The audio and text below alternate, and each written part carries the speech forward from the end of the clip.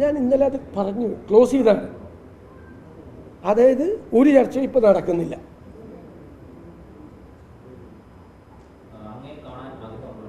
അല്ല, അതൊക്കെ വ്യക്തിപരമായ കാര്യമല്ല. ഞാൻ പറഞ്ഞത് അതൊക്കെ ഉചിതമായ സമയത്ത് ഉചിതമായ തീരുമാനം പാർട്ടിയും UDF നേതൃത്വം എടുക്കും. ശരി. രാഷ്ട്രീയ പശ്ചാത്തലം നോക്കിയാൽ അദ്ദേഹത്തിനൊന്നും ഒരു നിയന്ത്രണമില്ല. അദ്ദേഹത്തിൻ്റെ സംഭാഷണ പ്രതികരണങ്ങളിൽ രാഷ്ട്രീയ നിലപാടെടുക്കുന്ന മിതത്വമില്ല. പിന്നെ അദ്ദേഹത്തിൻ്റെതായ ഒരു പ്രത്യേകതരം രാഷ്ട്രീയ ശൈലിയാണ്. ഇത് UDF ഈ ഘട്ടത്തിൽ അദ്ദേഹത്തെ എടുക്കുന്നത് അത് ഗുണകരമാണോ? അത് UDF രാഷ്ട്രീയ ശൈലിക്ക് ആശ്വാസമാണോ? ഞങ്ങൾ എടുക്കുന്നത് ചർച്ച ചെയ്തിട്ടില്ലല്ലോ. ചർച്ചയിൽ താങ്കൾ പറഞ്ഞ ഈ പോയിന്റും കൂടി നമുക്ക് പരിഗണിക്കാം. ആ ചർച്ച നടക്കുമ്പോൾ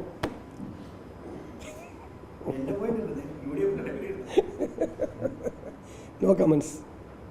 നമ്മളത് പറയണത് ശരിയല്ലല്ലോ. ഒരു വ്യക്തിയെക്കുറിച്ച് നമ്മളെന്തിനാണ് പറയണത്? അദ്ദേഹത്തിൻ്റെ കാര്യം പാർട്ടിയോ UDF ഇപ്പോൾ ചർച്ച ചെയ്യുന്നില്ല.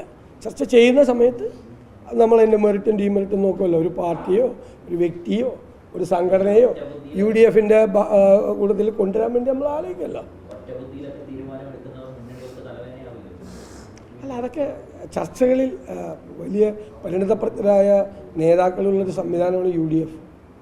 അവരുടെയൊക്കെ അനുഭവത്തിൻ്റെ വെളിച്ചത്തിലും ബാക്കി കാര്യങ്ങളൊക്കെ പരിഗണിച്ച് രാഷ്ട്രീയ സാഹചര്യങ്ങളെല്ലാം പരിഗണിച്ച് ഒരു തീരുമാനം ഇപ്പം ഇല്ല. എന്തായാലും ഇപ്പോൾ ഒരു ചർച്ചയില്ല. അല്ല, CPM കൊടുക്കുന്ന മെസ്സേജ് എന്താണ്? CPM കൊടുക്കുന്ന മെസ്സേജ് എന്താണ്? 2 കുഞ്ഞുങ്ങളെ ക്രൂരമായി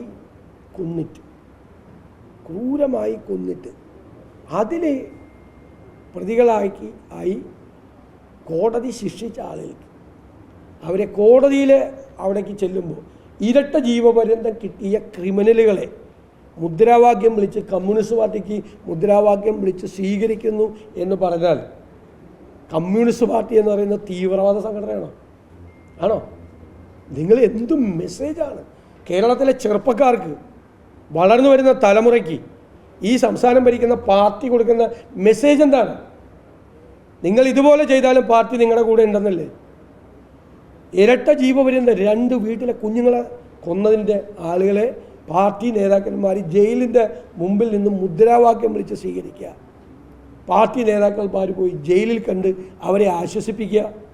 കുടുംബത്തെ, വിക്ടിമിൻ്റെ ഇരകളുടെ കുടുംബത്തെ ആശ്വസിപ്പിക്കുന്നത് കേട്ടിട്ടുണ്ട്. ജയിലിൽ പോയ പ്രതികളെ ആശ്വസിപ്പിക്കാൻ വേണ്ടിയിട്ട് നേതാക്കന്മാർ പോവുക. നമ്മളിപ്പോൾ രാഷ്ട്രീയ സമരങ്ങളിലൊക്കെ പങ്കെടുത്ത് റിമാൻഡിൽ പോയ ആളുകൾ റിമാൻഡിൽ നിന്നും വരുമ്പോൾ സ്വീകരണം കൊടുക്കും. അത് രാഷ്ട്രീയ കാരണത്തിന് വേണ്ടി സമരം ചെയ്യുന്നവരാണ് അല്ലേ? ഇത് കുഞ്ഞുങ്ങളെ കൊന്നവരല്ലേ? എന്തൊരു മെസ്സേജാണ് ഈ പാർട്ടി കൊടുക്കുന്നത്? അപകടകരമായ രീതിയിലേക്കാണ് കേരളത്തിലെ വരുന്ന തലമുറയ്ക്ക് കൊടുക്കുന്ന ഏറ്റവും ഹീനമായ ഒരു സന്ദേശമാണ് CPM ചെയ്യുന്നത്. അവർ റിഗ്രറ്റ് ദുഃഖിക്കുക.